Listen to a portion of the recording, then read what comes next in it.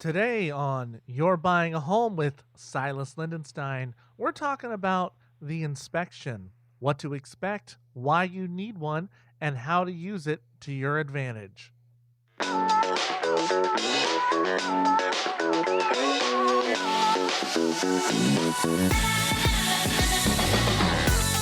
You're Buying a Home with Silas Lindenstein. I'm your host, Silas Lindenstein. Hey, thank you so much for tuning into episode 8, The Inspection. Um, if you've been listening, you know that this is Seattle's home buying podcast. But, even if you're not in Seattle,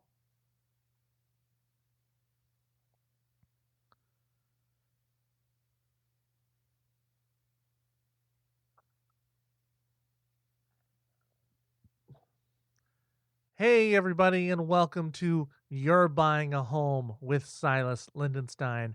I am your host, Silas Lindenstein. Thank you so much for tuning into episode number 8, The Inspection. For those of you that are new to the program, my name is Silas Lindenstein. I am a real estate broker with Skyline Properties out here in Seattle. Now, if you're not in Seattle, you may be wondering, should I be listening to this show? Of course you should, because what I say here is relevant to pretty much any other state in the United States. So, we can there's a few things that we're going to transpose, some different terms that we might use, and there'll be some little slight variations on the home buying process, but this will still give you a great education on what it is like to buy a home.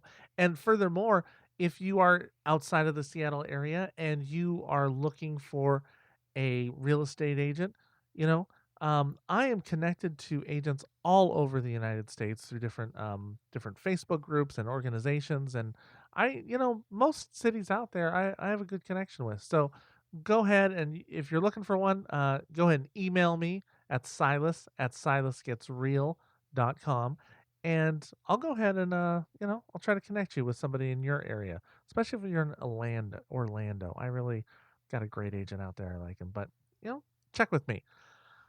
Today's episode, though, is about the inspection. The inspection. As you know, when you're looking for a home, you can only see what's on the inside. So usually what we end up having is an inspection for, those details we might not catch, because you want to find out what's wrong with this house, right? Because, it looks pretty on the outside. Is anything being covered up?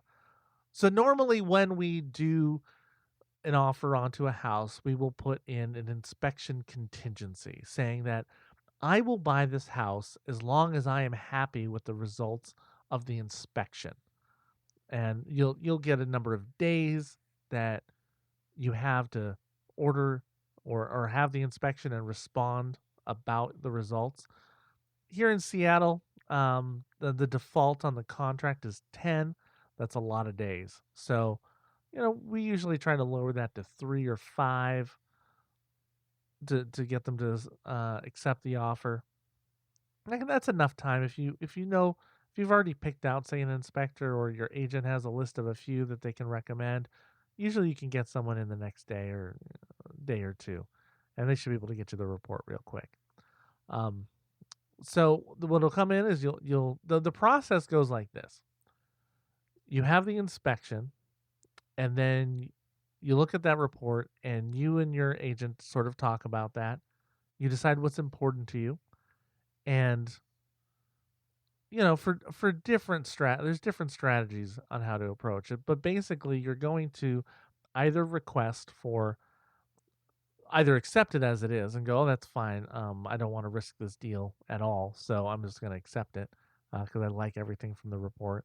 Or you're going to say, there's a few things I would like to get fixed, and so you'll request those items to be fixed. You will then submit that to your agent will submit it to the seller's agent. They will look at it, and they can either accept that or give an alternative suggestion on what they're willing to do. And then you have one more time to respond, to either accept what they offered or You know, you can accept what they offered there, or you can say no thanks and you back out of the deal. That's the way it is in Washington and the Seattle area. So you might have something slightly different in your contract. So make sure you know with your local agent.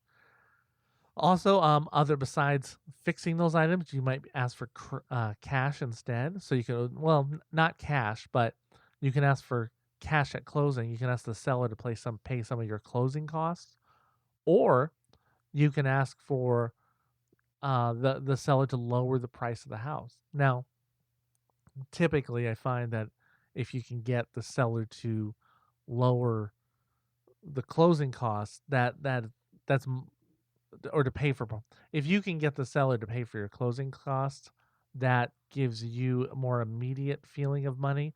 Because let's say you wanted the carpets replaced, right? And you want $1,000 for that. So that's $1,000 less you need to bring in to closing. So, you can spend that directly on carpets and get that done. Whereas if you lower the sales price by $1,000, that's going to barely affect your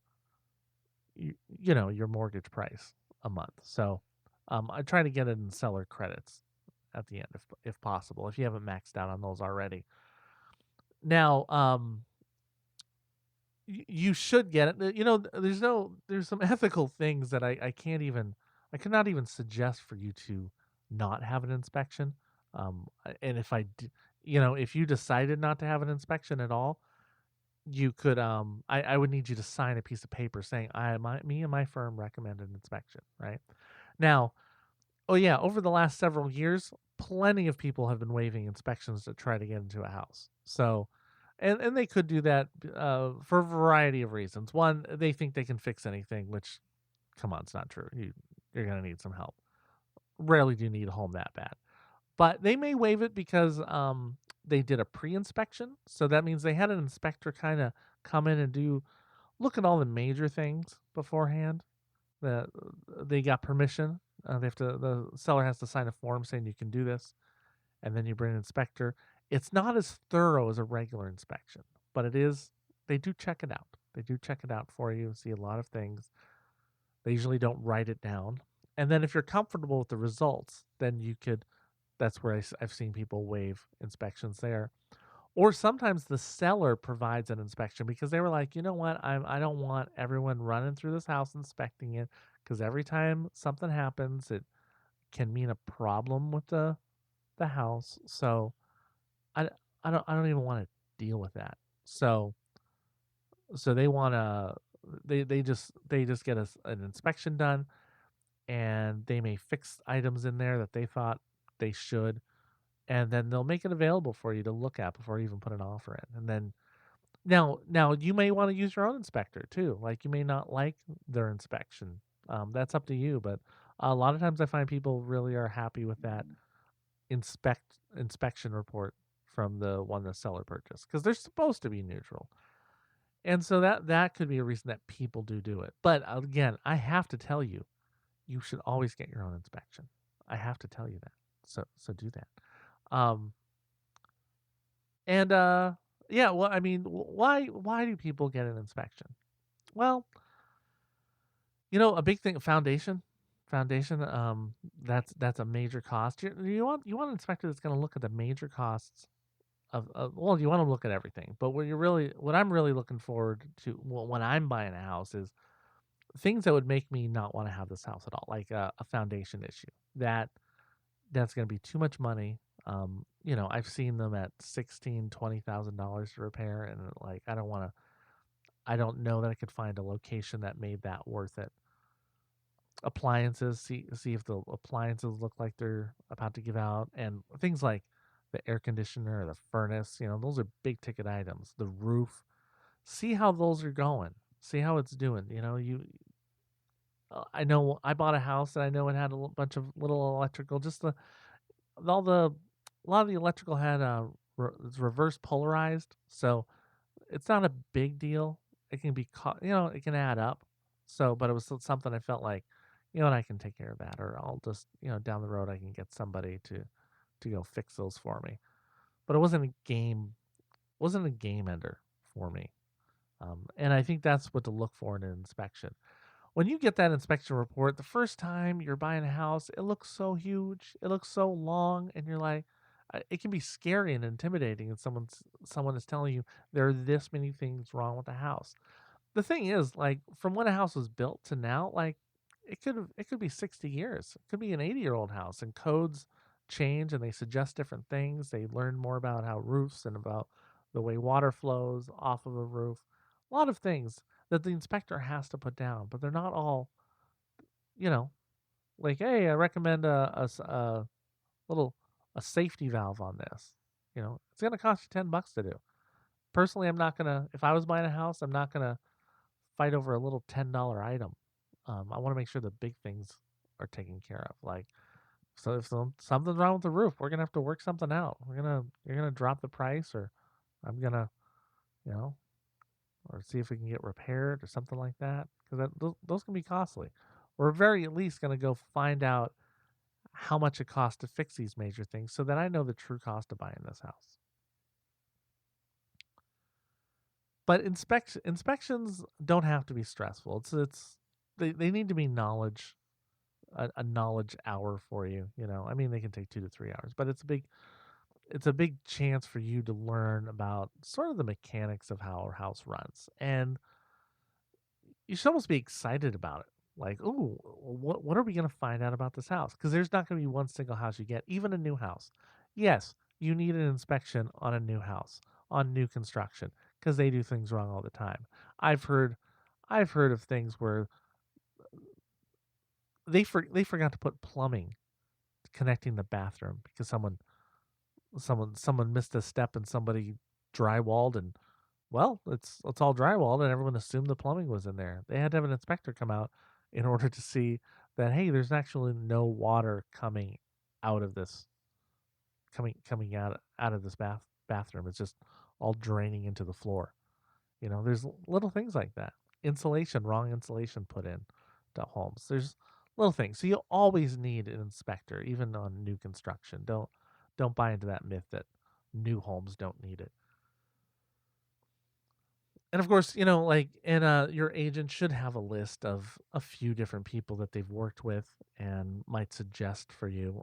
If I give you one, it's gonna have 3 people probably, and you're gonna have to sign off on this. I did want to share a story, like things that you need to take into consideration.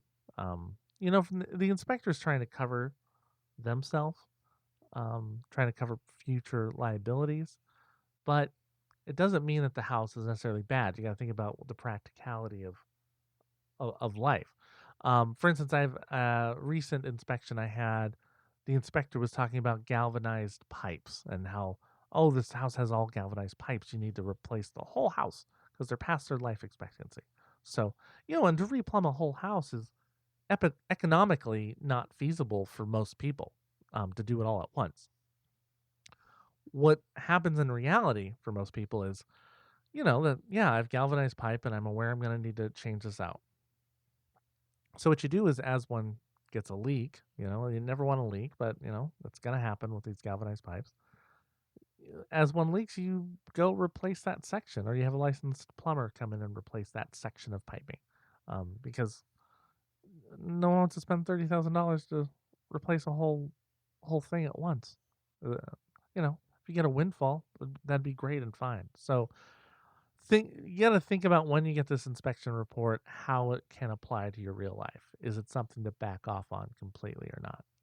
Because I know in Seattle, like, if you're not going to take a house that has galvanized pipes, you've reduced your number of homes that you could possibly even purchase. Definitely, you've eliminated a whole field of purchase prices. That's why that house is $50,000 under market value, because of that issue was noticed or something. So take those things into account. And the big advantage of the inspection is it allows you time to get out of the deal, I think. That inspection contingency, because if you waive it, and then like, you can waive it, but then it turns out that there is a requirement by your lender to have an inspection done, so you still have to pay for one. You get that done. And then the inspector discovers something that you're like not okay with, right?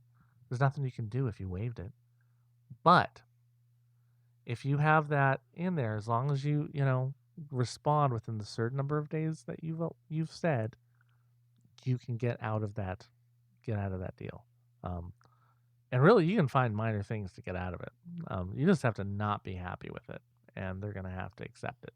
So, yeah, I mean, that's inspections. You know, do them to save you money and to save you anxiety on what you're gonna expect. Now, keep in mind, inspectors are human. They may not catch everything, but they will catch more than you will. I can guarantee that. Hey, thank you for tuning in. That is the program for today. Thank you so much for listening to you people all over the United States. I got people listening from all over. It's so I'm pretty blown away. But thank you for listening. My name is Silas Lindenstein. Again, I'm with Skyline Properties, and if you're in the Seattle area, and you're looking to buy or sell a home, please give me a call, 206-351-9230. You can also text, or you can email me at silas@silasgetsreal.com. And of course, if you are looking to buy a home anywhere else in the United States, go ahead and also text or email me, and maybe I can hook you up with a agent that I feel is, is using the force. It will help you live long and prosper. Many things like that, So, yeah, either way, just connect with me, or if you have any questions about the home buying process, just go ahead and shoot me a message. Thank you so much. Happy buying.